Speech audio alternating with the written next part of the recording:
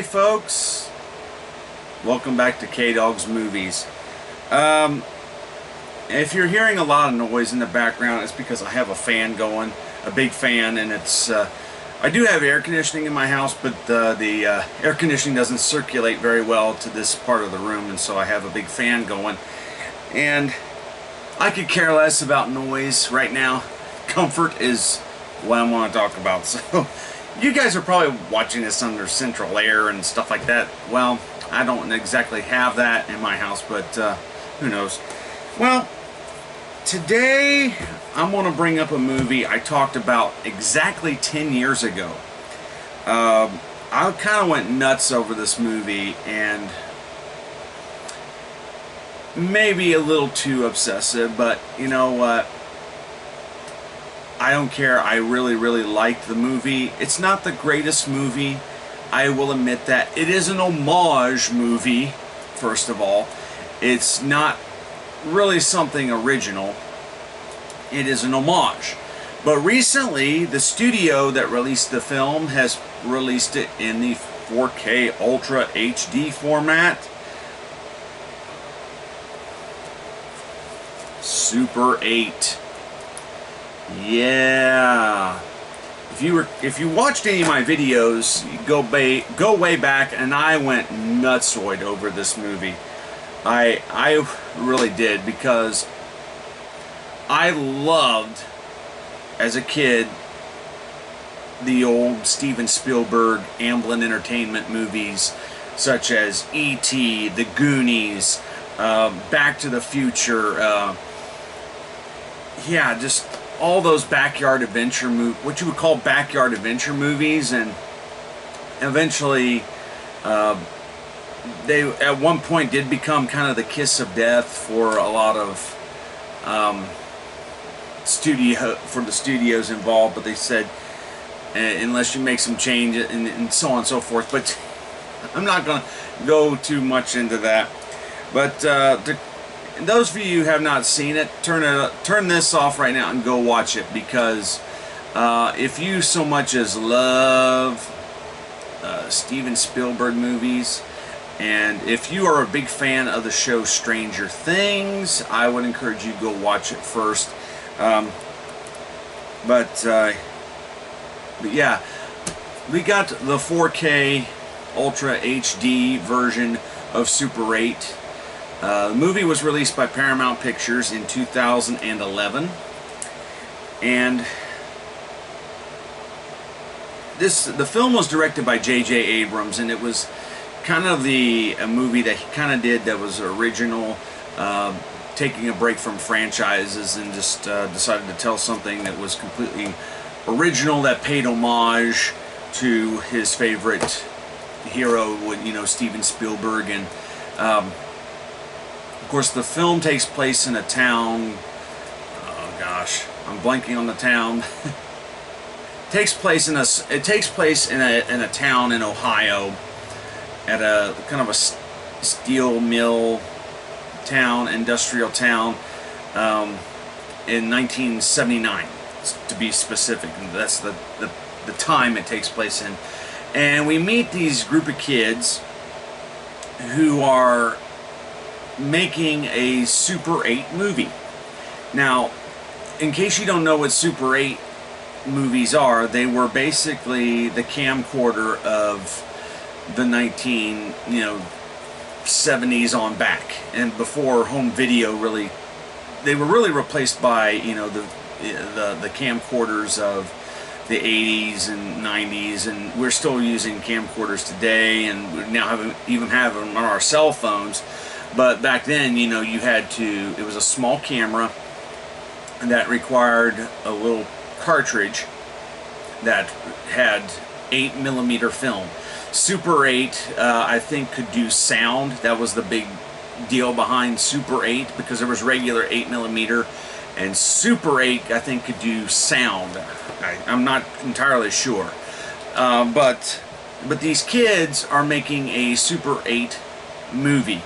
And of course, when they're making this movie, there's this humongous train crash that happens right where they're shooting their film, that the containment that's in one of the box cars is not of this world, and all the government steps in just like in E.T., but instead of taking over one specific house, it takes over the whole community, and basically saying there's nothing to see here and things like that, and they're trying to destroy evidence, and like some people turn up missing, and so in amongst these cast of kids, you have one boy by the name of Joe. He's first of all, he's played by a very young actor by the name of Joel Courtney. I'm trying to think of what he's done since then, but he's been in a few things, and he has a YouTube channel right now with him and his now wife. You know, going through their adventures and stuff like that. And but he's kind of the Elliot of, if you know who E.T., and he's kind of the Elliot of the group of kids, and him and Elle Fanning they know that something's up. And of course, with the character of Joe, he has a background with his mother has been killed at the factory where Elle Fanning's father worked as well, but it was supposed to be her father was supposed to take that shift, and there's a little bit of a story there, what exactly happened. But these kids know that there's something going on and that the government's covering up, and so they start going through things from their science teacher who is working on this assignment for the government, and they uncover that the government is indeed trying to cover up something, and that there is a extraterrestrial running loose in the town, but they're trying to destroy it. And when all the thing wants to do is just go home, it's what's making the creature hostile is that the government is being hostile towards it, and it's using its defense mechanisms to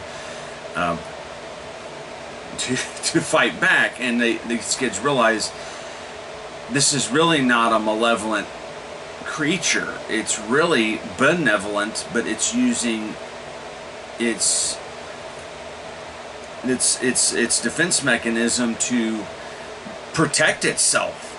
And I just told you the whole movie, but it all involves these kids making this little Super 8mm movie, which you do get to see their movie that they end as the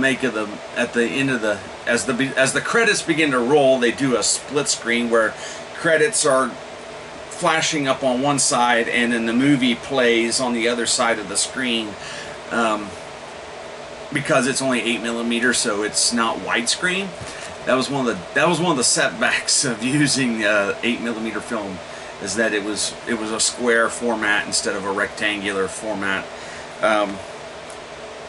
But yeah, Super 8. Like I said, Paramount just recently released the Ultra 4K HD version, and yeah. Not too much. They didn't add anything new to like bonus content or anything like that. But it is a bump up in picture quality. I will tell you that straight up. It definitely is a bump up in the picture quality. Negative 4K, which means they did not use any upscaling. Usually most films that are shot today, when they use this, they're shooting it in 2K digitally and then upscaling it to 4K with the HDR. But Super 8 was shot on 35mm film, not 8mm, but 35mm film, and was just straight up scanned in to 4K. There is some HDR using Dolby Vision as the HDR format, because there's HDR10, there's Dolby Vision, and a couple others that that studios have to choose from, you know, doing the 4K HDR. And I gotta say, for the HDR and the colors, it really does show. It does produce a stunning picture, really. But where I'm disappointed is they didn't do any new bonus content. They didn't do like it's the 10th anniversary of the film. That's the reason why they brought it out. And why not gather the cast of kids together and do an interview with them? Instead, you poured over all the bonus features from the original Blu-ray. That's what they did. And so it's a worthy pickup just on picture quality in the movie itself. Other than that, if you're looking for the bonus content, skip it, really. But if you're looking for that bump up in picture quality for the 4K Ultra HD experience, yeah, if you're wanting for the picture quality. Now the audio quality, again, they ported over the original Blu-ray sound mix, which was a 7.1 Dolby True HD sound mix. They just call it Dolby Audio now, but it was a Dolby True HD sound mix. Yeah, I really enjoyed this movie so much that I've bought it several times. As you'll see, like, here's the Ultra 4K HD version. Here is the 2011 Blu-ray edition. But if you notice, the picture is different from the bottom. The back is the same, just missing the credits. And when you pull the Ultra 4K, it's the same thing as what the slipcover is, but with this you get a totally different piece of artwork, this was the original theatrical poster on the actual Blu-ray cover. Then I think in 2015, Target re-releases the film in a iron pack version with this artwork on it. Now, with the Ultra 4K HD version, there's a steelbook edition out there if you want to do the steelbook, and basically it's a version of this artwork. Yeah. So, of course, this peels off, and it has another picture on the back of Elle Fanning and Joel Courtney here, looking at lights, kind of paying homage to Close Encounters of the Third Kind. And if you open it up, there is a shot from the movie, which is also in the Steelbook edition if you want to go that route. But yeah, this is an iron pack, which means that the case is made out of iron, it's not made out of steel. But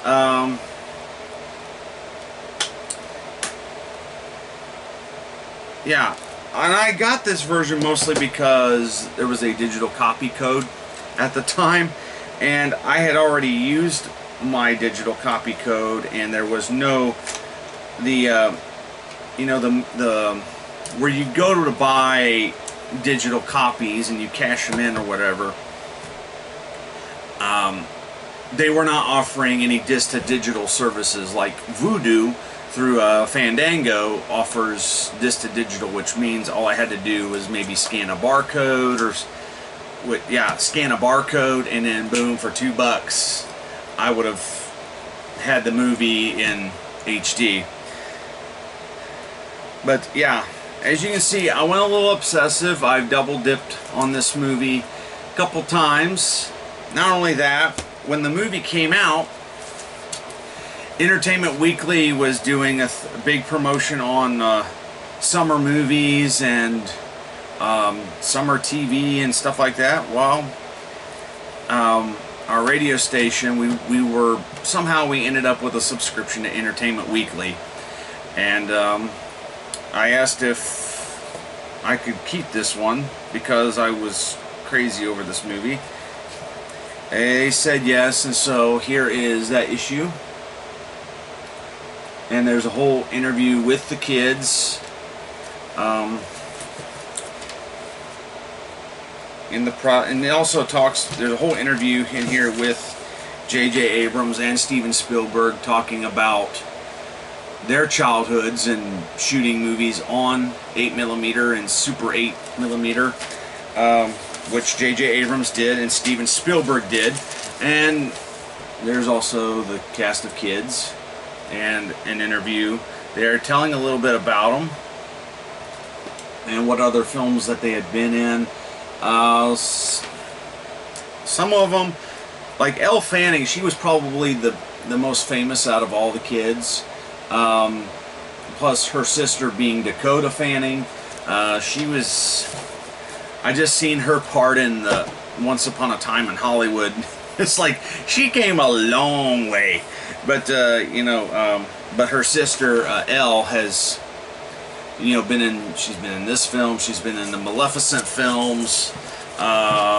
Before this, she was in The Curious Case of Benjamin Button, playing the young Cate Blanchett character. But also, some of these other kids have been in other movies as well. Yeah. And of course, then there's the interview with Spielberg and Abrams. And what else is there? That's pretty much it. Just this little thing about video games and stuff like that they play. I feel like that has anything to do with the movie other than they're kids at heart, which is the title of the article, Kids at Heart. But yeah, doesn't stop there.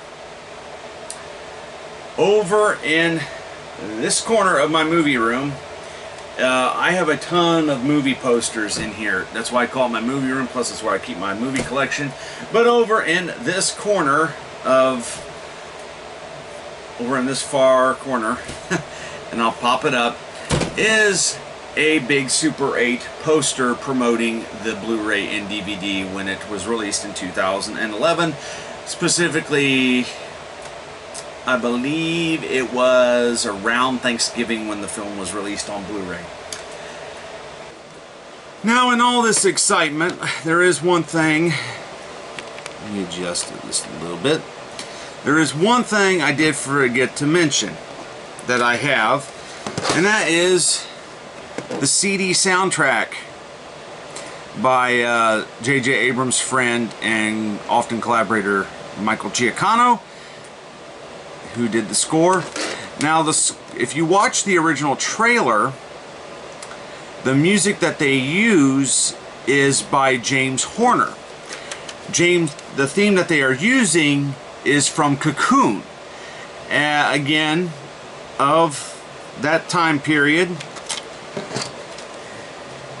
And you see there's a couple shots from the movie. That's what the CD looks like. And let's see if there's any other artwork in here. An interview from J.J. Abrams. Some shots from the film. And additional soundtrack credits. Now, what's interesting about this came out, the soundtrack came out about 2 months before the movie came out on Blu-ray. Apparently there was a distribution issue in order they couldn't get it out for the theatrical release for whatever reason. So it was several months after the theatrical release that they put it out on CD for the soundtrack. But I think because of this movie, that kind of sparked the interest of other filmmakers and producers. What else can we do that's along the same vein? Well, not too long ago, a little show comes out called Stranger Things. Similar premise. Very, very similar premise. I mean, because you have a group of kids. This one's actually set in the 1980s. You have a group of kids trying to find this, these mysterious creatures and monsters and you even have what's called the upside down world, and even brings back a lot of actors from that point in time, and like you have people that have shown up like Matthew Modine, who is known for Full Metal Jacket. You have Winona Ryder. You have, let's see, Sean Astin, who was a member of the Goonies. You have several people making appearances. And plus, the show is very much an homage to movies of like Steven Spielberg, and there's also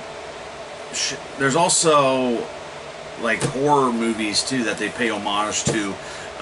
Like the first one, like the first season, it's basically you're mixing E.T., the Goonies, and Poltergeist. There's a little bit of Poltergeist in this film because one of the characters is trapped in the upside down world. He communicates, and he has to communicate through this other world by using a certain electronic device. Not the TV set, but he ends up in a very, very similar fashion communicates through a telly of a different sort. And then you have season 2, which continues on, and of course their friend that they get out of the upside down world, he still's not right, and so they have to help him, and so yeah. And of course you notice that the show, when the show comes out on Blu-ray or DVD, Blu-ray and DVD, it's in the form of a VHS rental box, with the stickers. Now, the reason why I bring up Stranger Things, because of Super 8, I think if it wasn't for Super 8 being so popular at the time, it really kind of started a buzz to other people to, hey, let's do this. What do we have that's like that? And so, Stranger Things came out, and then, of course, in all popularity, Stranger Things is probably more famous than Super 8. And as much as I went nutsoid over, I'm going to call it, went nutsoid over Super 8, Stranger Things, I think, did it a little bit better. But I am a little, I've done a little bit of thing. I'm like, I've got a puzzle poster. I have all the soundtrack albums on CD and vinyl. But yeah, there's a little bit of knickknacks here and there, but that partially came with the release of the Blu-ray discs and the soundtracks and stuff like that. See, that, if I had to say which one's better than the other, Stranger Things. I'm sorry, I know this is kind of a positive review to Super 8, but I don't hate Super 8. I still like the movie. I still think it's a great movie, but I think Stranger Things does it a little bit better, because they're, instead of doing a movie, they're doing a TV show.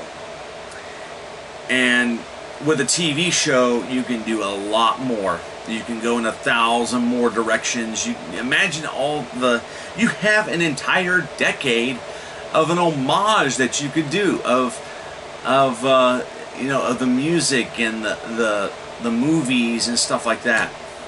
And also around the same time, that's when they did It, the remake of It, and it kind of has a similar tone to it, just a little bit more R-rated and more scary. But yeah, but Super 8, it's the movie I've talking about this time and again. So probably be, I don't know if it'll be the last time, but definitely I'm gonna stop for a while. I haven't talked about it in quite some time, but yeah. So from me to you, see you later. I saw it. No one believes me. I believe.